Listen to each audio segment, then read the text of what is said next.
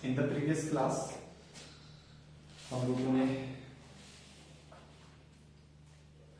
वो किया था, we talked about, okay, I gave you a question for your homework. वो किया आप लोगों ने? Did you solve that question? किसी ने सेंड किया वो?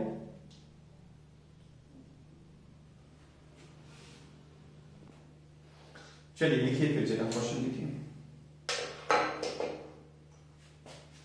अच्छा, सिचुएशन क्या है? Let me tell you the situation first of all. This is the ceiling और यहां पर थ्रेड के साथ जो है एक मेटेलिक प्लेट है। This is the metallic plate which is hanging, ठीक है। अच्छा, अब यहां से फोटॉन्स आते हैं। इस तरफ को फोटॉन्स आ रहे हैं with a very high velocity, of course highest velocity, that is velocity of light, and they are striking this surface, उस surface को strike कर रहे हैं। उसकी वजह से ये प्लेट थोड़ा सा inclined हो जाती है, it gets inclined like this,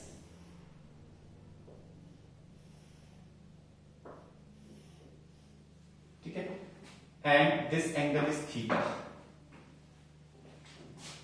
ठीक है, क्योंकि ये ऐसे टकराएंगे, इस प्लेट से टकराएंगे और प्लेट से टकराने की वजह से क्या होगा, इनके ऊपर फोर्स लगेगा तो ये प्लेट को ही उस तरफ इंक्लाइन कर देते हैं, ठीक है, और प्लेट को ही उस तरफ इंक्लाइन कर देते हैं and this thread makes an angle theta with the vertical.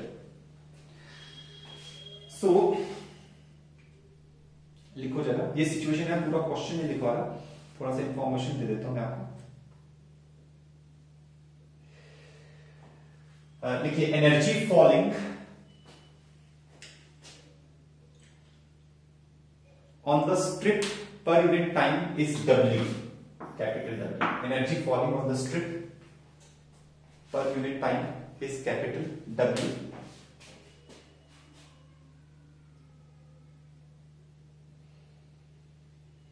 Find number first part, deflection of the string from the vertical.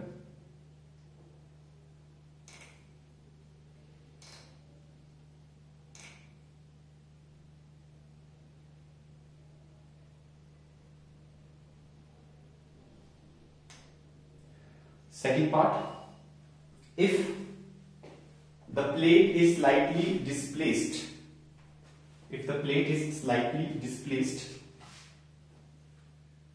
then find out the time period of the SHM.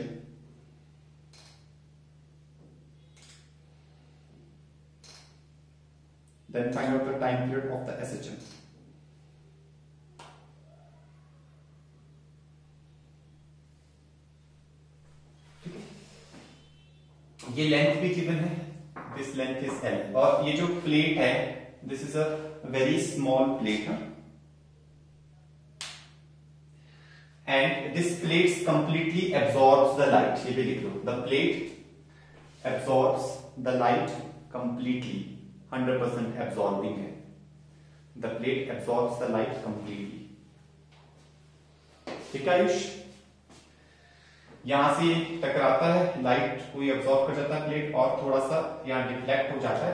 Of course अभी भी यहां पर light पड़ती रहेगी, light is still falling on it, ऐसा नहीं है कि बस यहीं पे पड़ी और उसके बाद नहीं पड़ रही है, it is still falling on it, it's a continuous process, तभी तो वो इंक्लाइंड रह पाएगी, then only it will remain inclined, otherwise तो वो क्यों इंक्लाइंड रहेगी, ठीक है। तो इट्स अ कंटिन्यूअस प्रोसेस, ठीक है। Now what is asked here, हमें करना क्या है यहां पर, बेसिकली हमें ये एंगल थीटा निकालना है। तो सबसे पहली बात ये है कि जब ये यहां पे टकरा रही है तो ये कितना फोर्स लगा रही है। तो लास्ट क्लास में जो हमने किया था फॉर्मूला, दैट वाज एक फॉर्मूला था हमारे पास फोर्स का, ठीक है, if you remember there was a formula, that formula was of the force, that formula of the force was P dash upon C, है ना। वो किसके लिए था? P dash was the linear momentum, ठीक है, linear momentum upon C is the velocity of light, we already know that, ठीक है। फिर हमने इंटेंसिटी के लिए भी किया था, ठीक है, सॉरी प्रेशर के लिए भी किया था, प्रेशर के लिए फॉर्मूला क्या था, that is our this intensity upon C, ठीक है। तो खैर हम यहाँ फोर्स के लिए करेंगे। अच्छा, what is P dash? P dash is our linear momentum. चलो उसको अभी हम बाद में देखते हैं, पहले हम जरा यहाँ पर बना लेते हैं, पहले हम मैकेनिक्स लगा लेते हैं। इस तरफ फोर्स लगा हुआ है, इसका कुछ वेट है। अच्छा, इसका वेट भी गिवन है, इसका मास गिवन है, इट्स मास इज m, तो वेट हो जाएगा m into G in the downward direction, it will be mg, ठीक है। एंड बस इस तरफ से टेंशन लगेगी। अगर ये एंगल थीटा है और ये टेंशन फोर्स है, यहां से खींच लो, ये एंगल भी थीटा होगा, तो टेंशन का कंपोनेंट इस तरफ होगा t cos थीटा, और टेंशन का कंपोनेंट इस तरफ होगा t sin theta. t cos theta होगा और t sin थीटा इधर। तो क्या होगा, t cos theta mg balance करेगा, t sin theta force F को बैलेंस करेगा। तो लिख लेते हैं force F is equal to t sin theta, और वर्टिकल में mg is equal to t cos theta.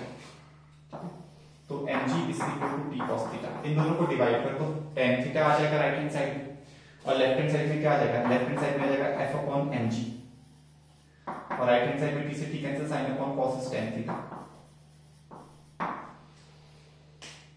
ठीक है। तो यहां से हम थीटा निकाल सकते हैं।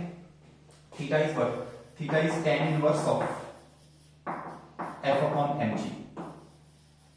Now what is f? f is the force that is acting on this strip, ठीक है।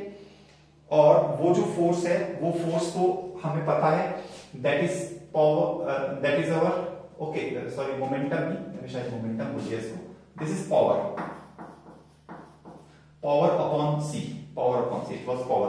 और ये w जो गिवन है, w is actually power, so basically it is w upon C, force that is acting is power upon C, ठीक है। तो यहां पे पुट कर दो w by c, तो आपके पास आ जाएगा tan inverse of w by mg into c। This is the answer to the first part of the question, कि ये कितना एंगल उस तरफ को जाएगा। w was given as the energy coming per unit time, and energy coming per unit time is what? It is your power.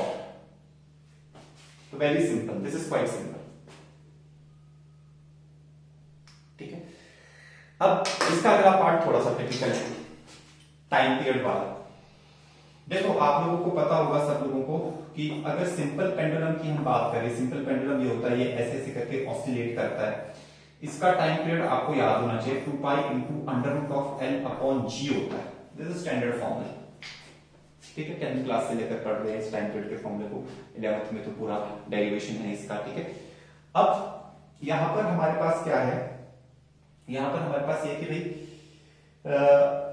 यहां पर जब इस टाइप की सिचुएशन होती है, देखो ये प्लेट यहां पर गई, यहां पर ये इक्विलिब्रियम में है, ठीक है, इसका इक्विलिब्रियम यहां है, mg ऐसे लगा है, f यहां लगा है, ठीक है, mg और f ऐसे लगे हुए हैं, और टेंशन t यहां लगा है।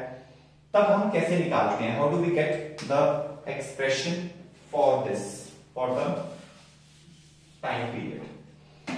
काफी हद तक ऐसा ही फॉर्मूला रहता है टाइम पीरियड का। तो t is equal to 2 pi into square root of L upon G effective. G effective is the effective gravity, ठीक है। How do we find out the effective gravity? यहां पे तो G तो सिर्फ ग्रेविटी है। अच्छा, ये G कब, ये वाला फॉर्मूला तब यूज होता है सिंपल पेंडुलम जब उसकी इक्विलिब्रियम पोजीशन ये होती है और वो इस पोजीशन के अबाउट ऑसिलेट कर रहा होता है। यहां पर क्या है, इक्विलिब्रियम पोजीशन ये है, तो वो ऑसिलेट ऐसे ऐसे करेगा, इस पोजीशन के अबाउट नहीं करेगा, इस पोजीशन के अबाउट ऑसिलेट करेगा। ये इक्विलिब्रियम पोजीशन थोड़ी सी शिफ्ट हो चुकी है, तो जब इक्विलिब्रियम पोजीशन ऐसे यहां से वहां शिफ्ट हो जाती है, तो हमें जी इफेक्टिव निकालना पड़ता है। कैसे निकालना पड़ता है, कैसे निकाला जाता है जी इफेक्टिव, ठीक है, वो चीज देखते हैं हम। तो जी इफेक्टिव निकालने का जो तरीका है, वो तरीका ये है कि हम इस तरीके से लिखते हैं m into G effective is equal to जो भी इसके ऊपर नेट फोर्स लग रहा है इस तरफ, F और mg का जो नेट फोर्स है वो इस तरफ लग रहा है, तो m into G effective is this net force. ये नेट फोर्स क्या आएगा, this will be f square plus mg का होल स्क्वायर का अंडर रूट, ये नेट फोर्स ये है। तो this is equal to f square plus m into G whole square and under root of this. n into G effective is this. ठीक है, अब आप क्या करो, यहां से जी इफेक्टिव निकाल दो। जी इफेक्टिव निकालने के लिए मास को उधर ले जाओ, तो जी इफेक्टिव जो आता है this is F square plus M square G square under root, और इस अंडर रूट के नीचे पहले तो मास इसके नीचे आएगा, फिर अंडर रूट के अंदर जाएगा तो एम स्क्वायर बन जाएगा। अंडर रूट के अंदर जब ले जाएंगे तो एम स्क्वायर बन जाएगा। सिंप्लीफाई कर लो थोड़ा सा, एम स्क्वायर इसके नीचे आएगा, यहां से जी स्क्वायर बचेगा, जी स्क्वायर प्लस फिर F square upon M square, फिर ये आएगा F square upon M square under root of that. So G effective is what? G effective is the effective gravity, and that effective gravity is this much. Now this effective gravity has to be put in this formula so that we get the time period of oscillations.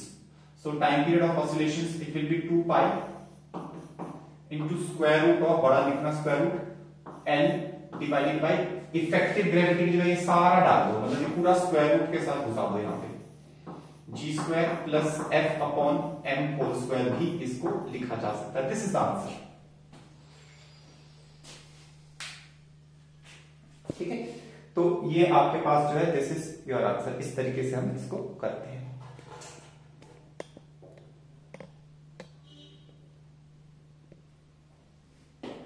I hope this is clear.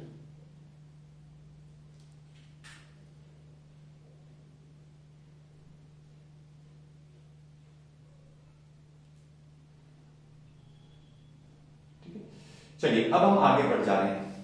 This topic is over. ये topic जो था, ये topic क्या था कि भाई the name of the topic was the radiation pressure, कि भाई अगर रेडिएशन फॉल कर रही है किसी भी सरफेस के ऊपर तो वो कितना फोर्स लगा रही है या कितना force per unit area that is pressure वो कितना लगा रही है, दैट इज व्हाट। तो उसके ऊपर बहुत क्वेश्चंस बन सकते हैं, बस वो ये कि मैकेनिक्स घुसाते जाओ कुछ भी बनता जाएगा। ठीक है, but now we are moving on to our main topic. So write down. Next is our photoelectric effect. This is our main topic. Photoelectric effect.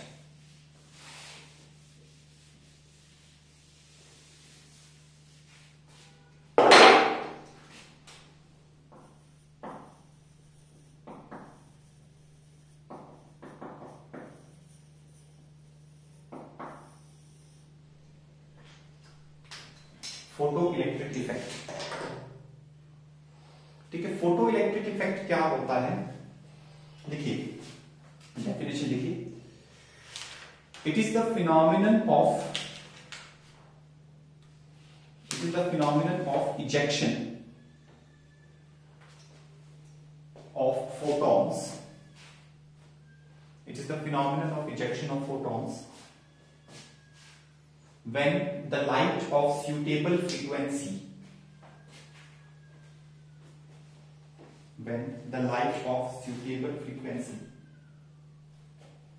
falls on it.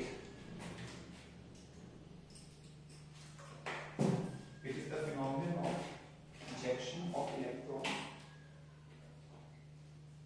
when the light of suitable frequency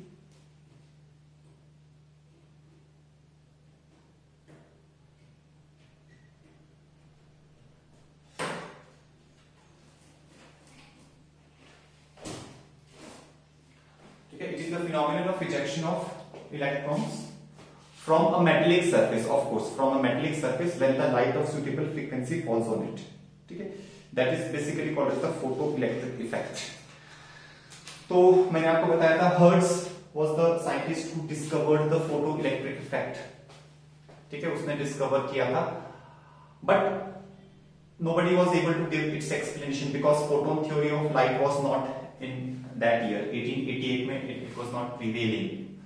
So what happened is that Planck ने जब ये photon theory of light थी along with Einstein, तो Einstein ने इसका explanation कर दिया। ठीक है, तो उसने एक्सप्लेनेशन किया, लेकिन हमारे को ये चीज समझनी पड़ेगी कि भाई फोटो इलेक्ट्रिक इफेक्ट पे उसने एक्सपेरिमेंट्स क्या किए और उसने क्या क्या रूल्स निकाले, वो चीज हम देखते हैं। ठीक है, तो वो क्या करता था, उसकी ऑब्जर्वेशंस क्या थी, वो चीज हम पढ़ने जा रहे हैं।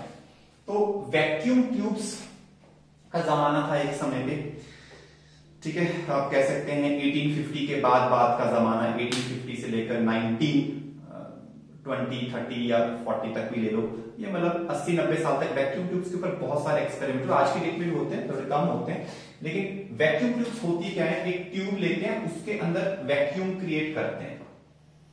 जैसे ये एक ट्यूब है, आपकी जो ट्यूबलाइट होती है that is also a kind of a vacuum tube, ठीक है।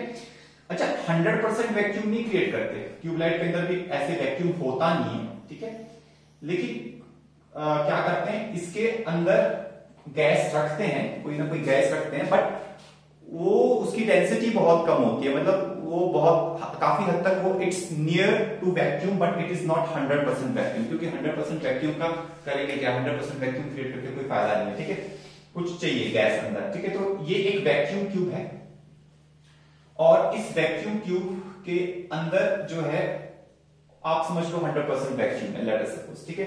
यहां पर एक प्लेट है, this is a metallic plate, इसको कैथोड कहा गया। यहां पर एक दूसरी प्लेट है, it is also metallic plate, इसको एनोड कहा गया। और यहां पर जो है दिस इज ग्लास, यहां से लाइट अंदर जा सकती है, ठीक है। अब यहां पर क्या किया गया, यहां पर इन दोनों प्लेट्स को एक्सटर्नली जोड़ा गया और एक करंट मेजरिंग डिवाइस के साथ जोड़ दिया गया, ठीक है। वो गैल्वेनोमीटर भी हो सकता है या माइक्रो एमीटर भी हो सकता है, ठीक है, जो बहुत छोटे छोटे करंट्स मेजर करेगा, ठीक है, तो माइक्रो एमीटर ले लेते हैं। अब यहां पर जो है, जब लाइट को यहां से भेजा गया, लाइट को इंसिडेंट किया गया यहां से, तो इस एंगल पे इंसिडेंट किया गया कि ये जो मेटेलिक प्लेट थी इसके ऊपर फोटॉन्स जाकर के टकराए, फोटॉन्स के अंदर या लाइट जो है वो इसके ऊपर जाकर के टकराए, ठीक है। जब लाइट यहां पे जाकर के टकराई तो फिर क्या हुआ, दैट वाज द ऑब्जर्वेशन। तो ये ऑब्जर्वेशन हुई कि भाई ये जो आपका करंट मेजरिंग डिवाइस है इसमें करंट चला, बहुत थोड़ा लेकिन चला जरूर। तो अब थोड़ा सोचो इसमें करंट कैसे चल सकता है। सबसे पहली बात, पूरा ये जो सर्किट है ये एक तो ये ओपन सर्किट है, it is not a closed circuit, ठीक है, क्योंकि यहां और यहां इनके बीच में क्या है, इसके बीच में तो वैक्यूम है, यहां पर कोई वायर थोड़ी लगी है कि करंट फ्लो करेगा। अच्छा चलो वायर लगी भी होती, क्लोज सर्किट भी होता, बैटरी कहां है, पोटेंशियल डिफरेंस कहां है, there is no potential difference, there is no battery.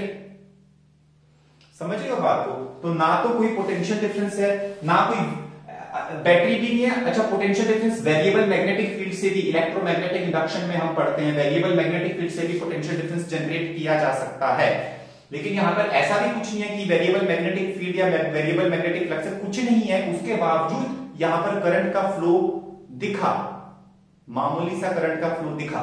सो अब एक्सपेरिमेंट्स किए गए, यहां से जो फोटॉन्स आ रहे थे उनकी फ्रीक्वेंसी बदली गई, फ्रीक्वेंसी को बदल करके एक्सपेरिमेंट्स किए गए। चलो पहले थोड़ी ज्यादा फ्रीक्वेंसी रखते हैं, फिर थोड़ी कम फ्रीक्वेंसी रखी, इस तरीके से एक्सपेरिमेंट्स किए गए और ये ऑब्जर्व हुआ कि यहां पर जो करंट था वो हमेशा नहीं होता कि कोई भी फ्रीक्वेंसी का फोटोन यहां पे डालेंगे तो यहां पे करंट आएगा, ऐसा नहीं था। ये ऑब्जर्वेशन हुई कि एक पर्टिकुलर फ्रीक्वेंसी से ज्यादा फ्रीक्वेंसी होने पर ही यहां पर करंट था और उस पर्टिकुलर फ्रीक्वेंसी से कम फ्रीक्वेंसी होने पर यहां पर कोई भी करंट नहीं था, जीरो करंट था। उस पर्टिकुलर फ्रीक्वेंसी को थ्रेशोल्ड फ्रीक्वेंसी कहा गया, ठीक है। तो व्हाट डिड दे सेड, उन्होंने कहा कि भाई यहां से फोटॉन्स आते हैं, ये मेटल है, ठीक है, जैसे सीजियम है, caesium is one of the metals which shows the maximum photo electric effect, caesium metal, ठीक है। तो सीजियम मेटल जो है उसके एटम्स के साथ टकराए फोटॉन्स, एटम्स में क्या होते हैं, फ्री इलेक्ट्रॉन्स होते हैं, वैलेंस सेल इलेक्ट्रॉन्स होते हैं फ्री, ठीक है। वो फ्री इलेक्ट्रॉन्स को उन्होंने यहां से बाहर निकाला, वो इलेक्ट्रॉन्स को बाहर निकाला तो यहां बाहर निकल के वो इलेक्ट्रॉन्स आगे चले गए और यहां पे चले गए, यहां चले गए, अब यहाँ पे लॉस ऑफ इलेक्ट्रॉन हुआ तो यहाँ पे था पॉजिटिव चार्ज थोड़ा सा, यहां पे जैसे इलेक्ट्रॉन्स आए तो यहां से इलेक्ट्रॉन्स घूम करके ऐसे आ गए, उन्होंने इस पॉजिटिव चार्ज को फिर से न्यूट्रलाइज कर दिया। This explanation was given by Einstein. Einstein ने कहा ऐसा हो रहा है कब, जब आपकी लाइट की फ्रीक्वेंसी उस थ्रेशहोल्ड फ्रीक्वेंसी से ज्यादा है, ठीक है, और उसकी वजह से यहां करंट चल रहा है। तो ये जो इलेक्ट्रॉन्स बाहर निकल रहे हैं, this is called, these electrons they are called as the photo electrons। ये हर्ट्ज में भी देखे थे कि इलेक्ट्रॉन्स बाहर निकलते हैं, these electrons are called as photo electrons। और जो ये करंट यहाँ पे फ्लो कर रहा है, इलेक्ट्रॉन ऐसे फ्लो करे तो करंट उल्टी डायरेक्शन में फ्लो करेगा, तो करंट जो यहाँ पे फ्लो कर रहा है उस करंट को कहा गया फोटो इलेक्ट्रिक करंट। आई बात समझ में, ठीक है। तो लिखिए आप ये डायग्राम बनाइए, सबसे फर्स्ट ऑब्जर्वेशन लिखिए, point number 1। Whenever the photons strikes the cathode, whenever the photons of a certain frequency, ये भी लिख लो, whenever the photons of a certain frequency strikes the cathode, the electrons are emitted.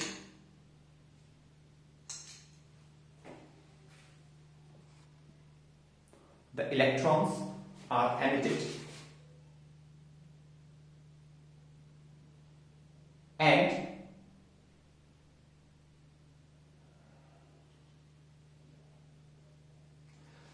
these electrons are called as photoelectrons. Electrons are emitted and these electrons are called as photoelectrons, and the current flowing in the circuit is called as the photoelectric current. And the current flowing in the circuit is called as the photoelectric current.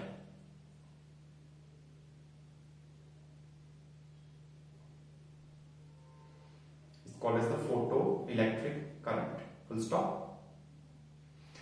The minimum frequency at which the electrons are emitted, the minimum frequency at which the electrons are emitted is defined as threshold frequency.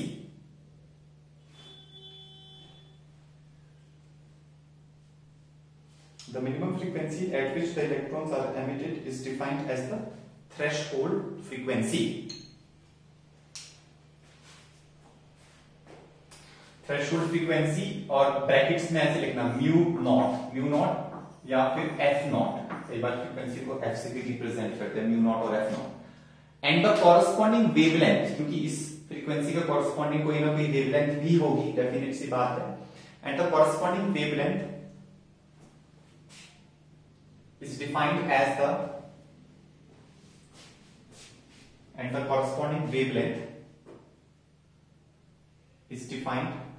as the threshold wavelength, उसको हम lambda naught से represent करते हैं। Corresponding wavelength is defined as the, ठीक है। तो this was given ना, photo electric current ये हुआ, एक फोटो इलेक्ट्रॉन्स ये हुए, जो इलेक्ट्रॉन्स यहां से आ रहे दैट आर फोटो इलेक्ट्रॉन्स, ठीक है। और ये तभी एमिट होंगे जब एक सर्टेन फ्रीक्वेंसी से बड़ी फ्रीक्वेंसी की लाइट आएगी, और उस फ्रीक्वेंसी को कहा गया थ्रेशोल्ड फ्रीक्वेंसी, ठीक है ना।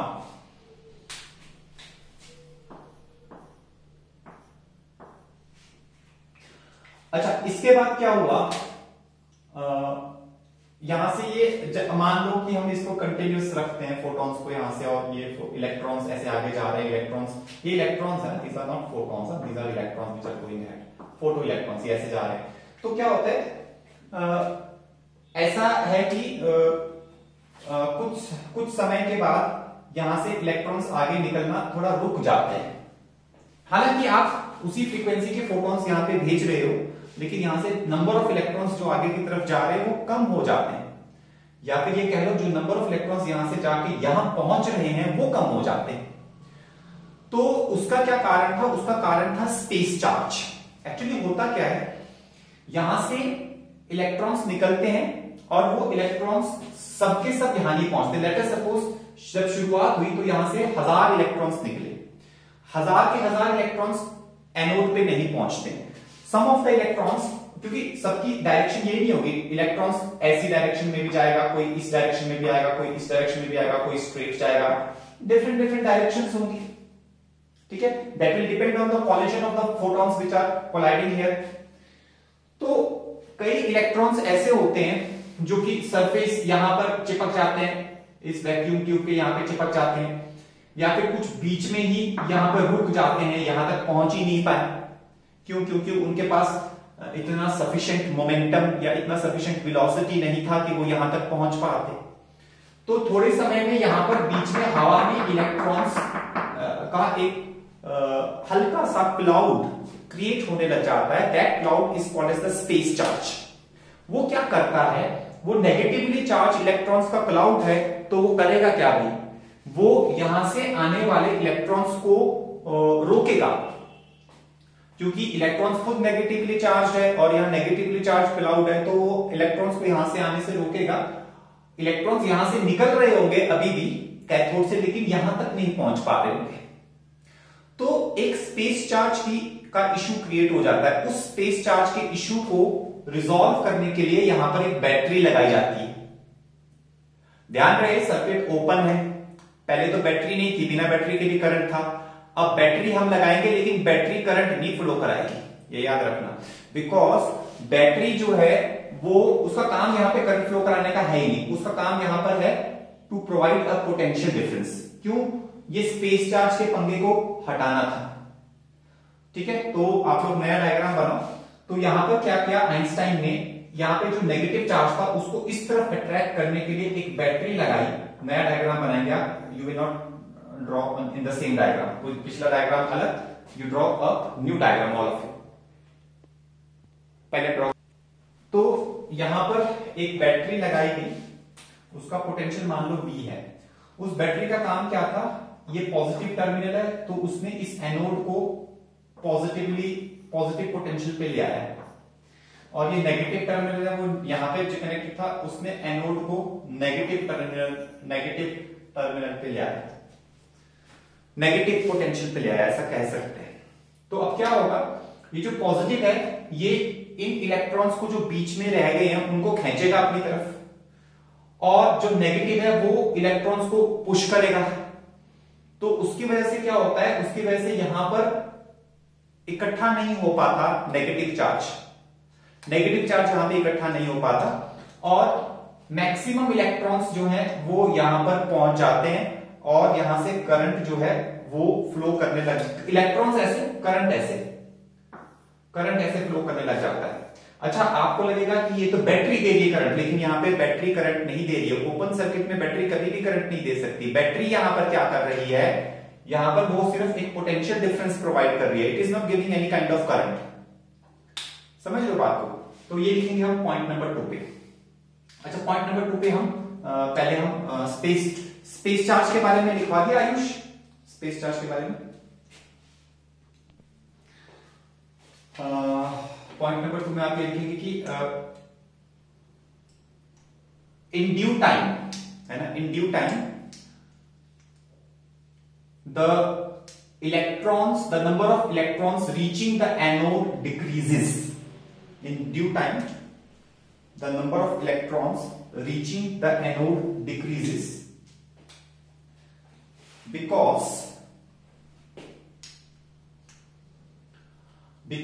of the space charge,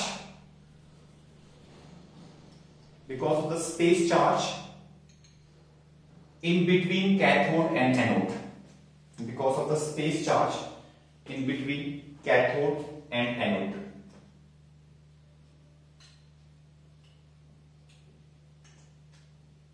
Full stop.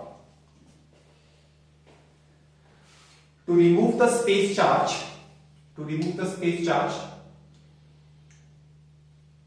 we provide a potential difference using a battery. To remove the space charge, we provide a potential difference using a battery, and this potential difference is called as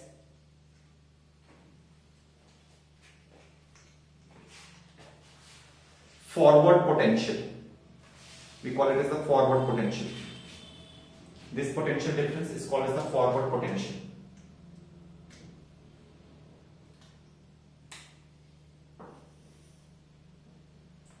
अब आते हैं point number 3 पे। Point number 3 पे उन्होंने क्या experiment किया, उन्होंने ये जो फॉरवर्ड पोटेंशियल बी है इसकी वैल्यू को इंक्रीज किया ग्रेजुअली, ठीक है, this is called the forward potential B, ठीक है। तो जब फॉरवर्ड पोटेंशियल बी को इंक्रीज किया गया और फिर देखा गया कि ये जो करंट है फोटो इलेक्ट्रिक करंट उस पर क्या असर हो रहा है, तो यहां पर जो है एक इस टाइप का ग्राफ बनाया उन्होंने और यहां पे हमारे पास था small I is the photo electric current,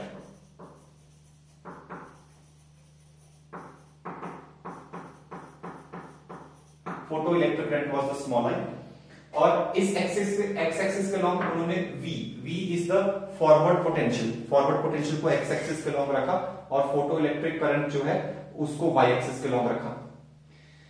जब फॉरवर्ड पोटेंशियल बढ़ाया गया, अच्छा जब फॉरवर्ड पोटेंशियल था ही नहीं, जिस समय पोटेंशियल था ही नहीं, उस समय पे भी था करंट था बस काफी कम था, तो उस समय पे करंट इतना था। जब फॉरवर्ड पोटेंशियल इंक्रीज किया गया, यहाँ पे एक सेल लगाया, फिर 2 3 4 सेल लगाए, तो ये करंट भी इंक्रीज होने लग गया, फोटो इलेक्ट्रिक करंट इंक्रीज होने लग गया, लेकिन एक पर्टिकुलर वैल्यू से ज्यादा नहीं होता था कभी भी, that is called as the saturation current. इसको हम आई नॉट से लिख देते हैं, this is called as the saturation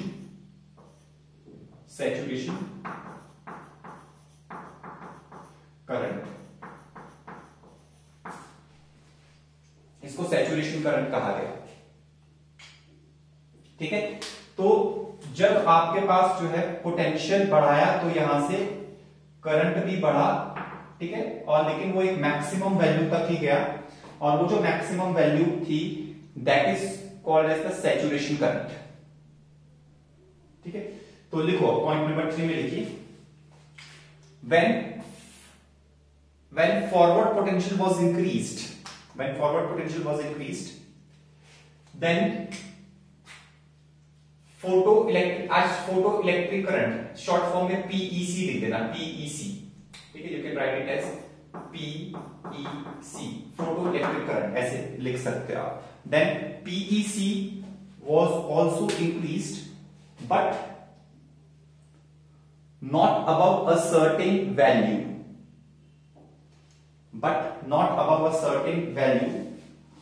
called as the saturation current, but not above a certain value called as the saturation current, but not above a certain value called as the saturation current. Saturation current से ज्यादा नहीं हो पाया, maximum current is called as the saturation current, ठीक है। So this was the phenomenon that was observed. अच्छा, अब क्या किया, फोर्थ नंबर पे आते हैं, फोर्थ ऑब्जर्वेशन। अब उन्होंने क्या किया, इस पोटेंशियल को उल्टा कर दिया। अगर हम इस बैटरी को उल्टा कर दें तो फिर क्या होगा, ठीक है, तो जो पोटेंशियल होता है उसको रिवर्स पोटेंशियल बोलते हैं, ठीक है। तो आप दोबारा बनाओ ये डायग्राम, तो मैंने यहां पे जस्ट इसको उल्टा कर दिया है, ठीक है। अच्छा, जब हम इसको उल्टा करेंगे तो ये पॉजिटिव यहां आएगा, मतलब this will become positive potential and this plate will become of the negative potential. इसका क्या असर होगा भाई, ये जो इलेक्ट्रॉन आगे की तरफ जा रहे थे, ये इलेक्ट्रॉन अब आगे नहीं जा पाएंगे, पॉजिटिव प्लेट उन इलेक्ट्रॉन्स के ऊपर उल्टी डायरेक्शन में फोर्स लगाएगा, तो उन इलेक्ट्रॉन्स का आगे जाना थोड़ा मुश्किल हो जाएगा। साथ के साथ जो नेगेटिव पोटेंशियल है वो भी रिपेल करेगा, तो उसका असर क्या होगा, इलेक्ट्रॉन्स जो यहां से वहां जाके वो कम हो जाएंगे, तो फोटो इलेक्ट्रिक करंट जो है वो कम हो जाता है। तो जब हम रिवर्स पोटेंशियल, इसको क्या कहा जाता है, इसको कहा जाता है रिवर्स पोटेंशियल। तो जब हम रिवर्स पोटेंशियल लगाते हैं, जब हम रिवर्स पोटेंशियल लगाते हैं तो फिर क्या होता है, ऐसे करके करंट डिक्रीज हो जाता है, तो ग्राफ ऐसे करके बनता है। इसी ग्राफ में बनाएंगे आप, अलग ग्राफ की जरूरत नहीं है, बेशक पॉइंट नंबर 4 पे हम लिखेंगे इसको। पीछे की तरफ जो पोटेंशियल होता है इसको कहा जाता है रिवर्स पोटेंशियल।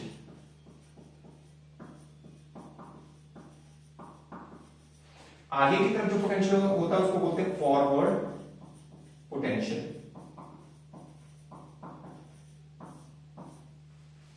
देखो पॉइंट नंबर 4 लिखिए, when the reverse potential is applied, when the reverse potential is applied, then the PEC, PEC, photoelectric current, PEC decreases, photoelectric current decreases and it becomes zero, and it becomes zero at a specific potential, and it becomes zero at a specific potential called as the stopping potential, उसको हम V naught से represent करते हैं। It becomes zero at a specific potential called as the stopping potential। ये है, यहां पर है वो, ठीक है, stopping potential। स्टॉपिंग पोटेंशियल वो पोटेंशियल है जिसमें वो करंट चलना ही बंद हो जाता है, खत्म। हालांकि यहां से फोटॉन्स अभी भी टकरा रहे हैं, ठीक है, तो लेकिन करंट क्या है, वो चलना बंद हो जाता है। तो ये पूरा ग्राफ बन गया। कौन सा graph? Current versus potential graph, ठीक है। तो इस ग्राफ में थोड़े और